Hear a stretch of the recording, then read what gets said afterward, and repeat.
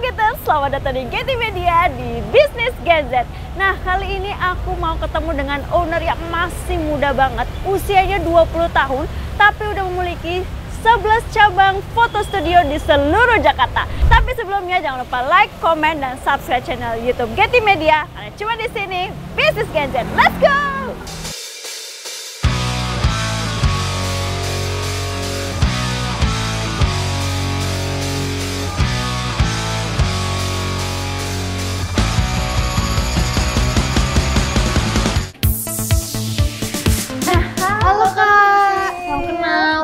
Aku Dinda dari Getty Media. Nah, boleh dong kenalin untuk teman-teman namanya siapa? Perkenalkan langsung. Oke, halo semuanya. Perkenalkan, aku Prisil selaku founder dari Active Studio.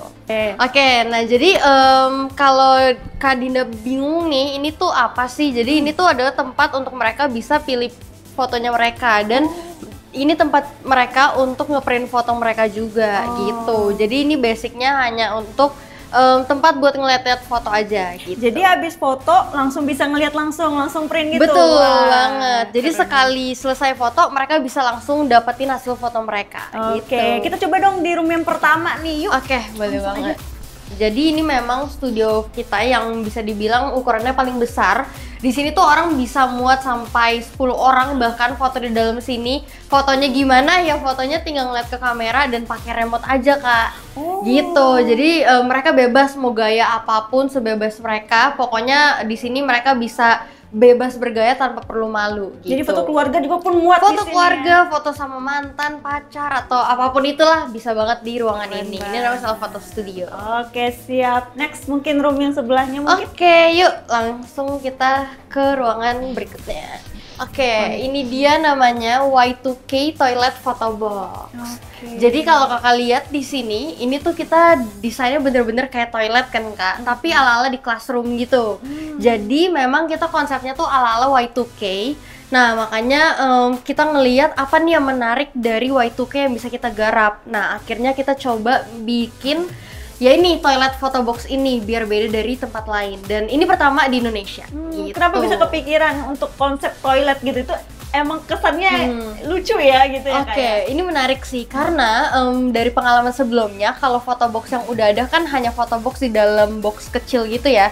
Nah kita mikir kayaknya foto box tuh sebenarnya bisa dijadiin berbagai macam cara gitu. Nah salah satunya kita coba mikir apa yang belum pernah ada nih. Nah terus kita ngeliat kalau toilet itu kan cewek-cewek biasa sering ya untuk foto atau untuk mirror selfie di toilet.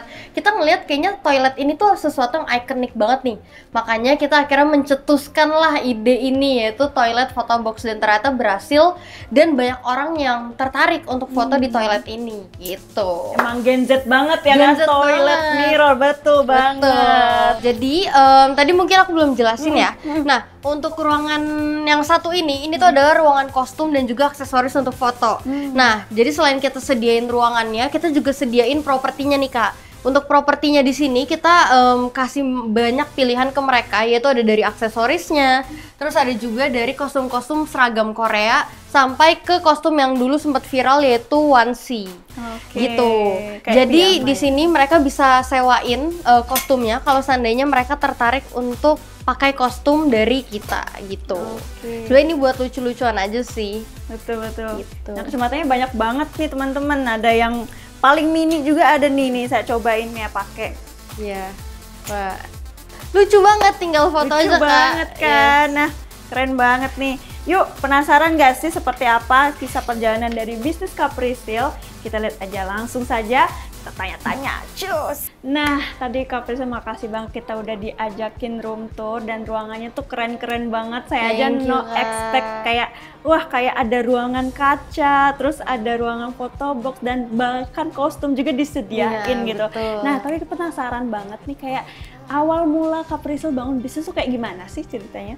Oke, jadi kita tuh bermulai bisnis ini sebenarnya kita mulai dari ide dulu pertama kali. Pertama kali aku coba mencetus ide untuk buka self photo studio ini tuh waktu pandemi.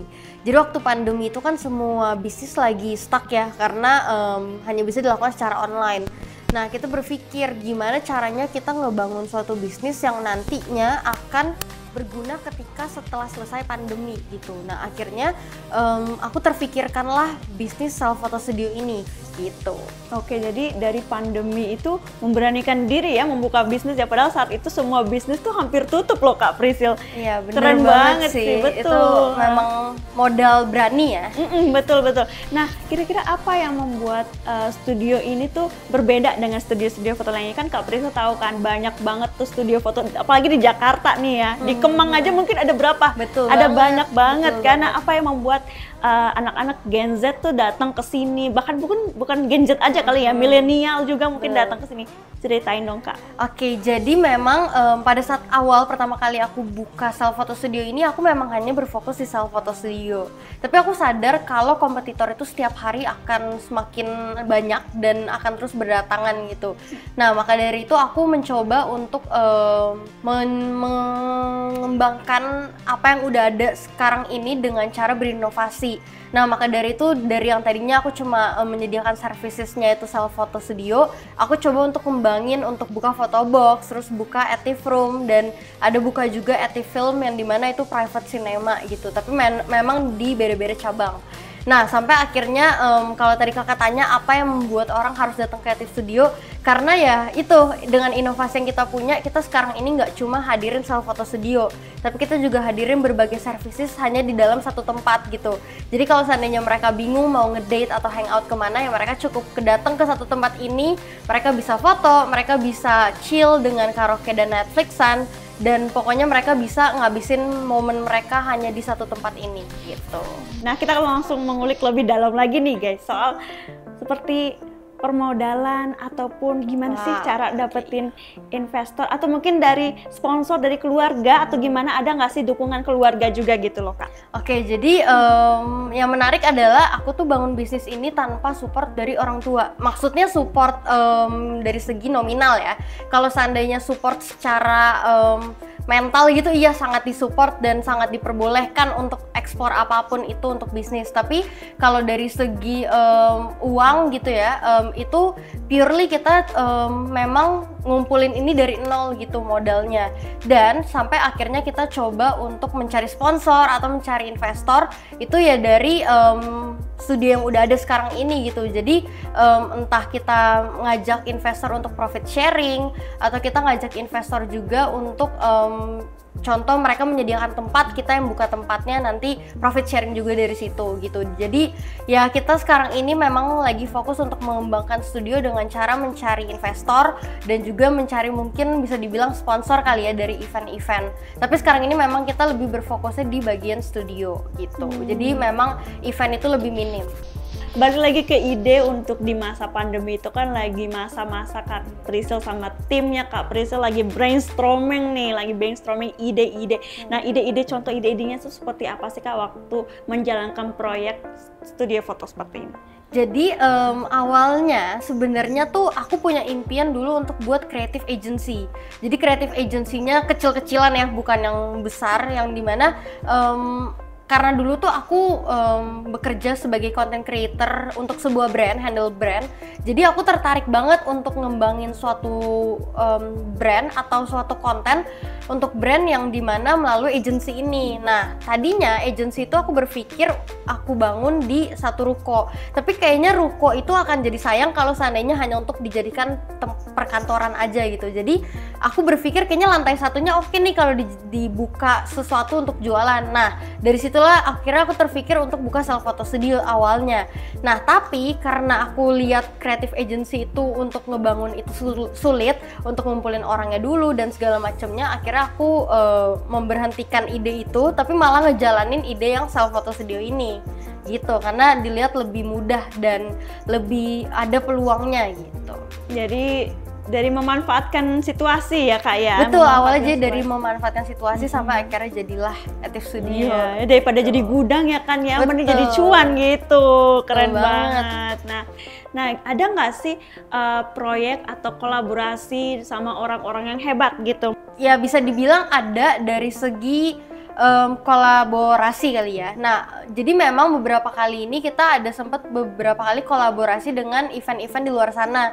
Salah satu yang kita bener-bener sangat terapresiasi adalah ketika kita dipanggil oleh pihak dari Kompas yang buka acara di We The Fest. Pada saat itu kita dipanggil untuk kolaborasi buka foto booth di sana. Nah, di situ kita merasa terapresiasi sekali karena ternyata nama Etif Studio itu udah terdengar itu gitu, sampai-sampai pihak Kompas tahu, dan akhirnya di antara banyaknya foto booth, Etif itu masuk ke foto booth yang buka di We The Fest gitu. Jadi itu salah satu mungkin bisa dibilang achievement baru kita, karena sebelumnya kita nggak pernah buka di event, dan sekalinya buka di event langsung masuk ke We The Fest gitu. Itu tahun berapa tuh Kak? Itu We The Fest baru kemarin ya, jadi 2023 ya, 2023. Nah sebelumnya saya mau tanya lagi nih Kak, Capricil selain membangun bisnis ini, kegiatan Capricil selain itu apa sih? Oke, jadi aku ini bisa dibilang usiaku masih sangat muda ya Kak. Aku masih umur 20, kerja sambil kuliah, dan karena sekarang ini udah di semester akhir, jadi ya bisa dibilang aku sambil magang juga gitu. Jadi ya kalau ditanya kegiatannya ngapain aja, kegiatannya kuliah iya, magang iya, kerja iya gitu. Selain kuliah, berarti kuliah, magang, terus ngejalanin bisnis. Nah kira-kira untuk omset dapat dari satu cabang ataupun total dari seluruh cabang itu kira-kira berapa sih Kak? Oke, sebenarnya kalau untuk omset kita nggak bisa open ya, karena kalau omset itu kan bisa berubah-ubah gitu. Betul. Tapi mungkin sebut digitnya aja 3 Boleh. digit. Oh 3 digit, itu dalam satu cabang? Betul. Satu cabang, sekarang ada berapa cabang Kak? Kita ada 11 cabang. Ya bisa dibilang secara keseluruhan aja deh. Pertanyaan terakhir nih, ada nggak sih saran untuk anak-anak Gen Z, generasi Gen Z kayak kita, aku, sama kakak gitu. Nah ada sih saran untuk mereka yang mau memulai bisnis ataupun usaha yang sama nih kayak kakak gitu, studio foto gitu, silakan. Oke, kalau seandainya mau mulai, menurut aku saran yang paling baik adalah coba mulai aja dulu. Aku selalu menanamkan mindset dimana kita nggak akan menemukan hasilnya sampai kita tuh mengejar itu gitu. Jadi kalau seandainya ada anak muda yang sekarang ini mau coba membuka bisnis atau mau coba untuk memulai sesuatu yang baru tapi takut, menurut aku setiap dari kita tuh punya garansi kegagalan dan garansi keberhasilan gitu. Jadi buat kita semua di sini yang lagi mau mencoba, menurut aku nggak ada salahnya untuk coba aja, nanamin mindset mulai aja dulu.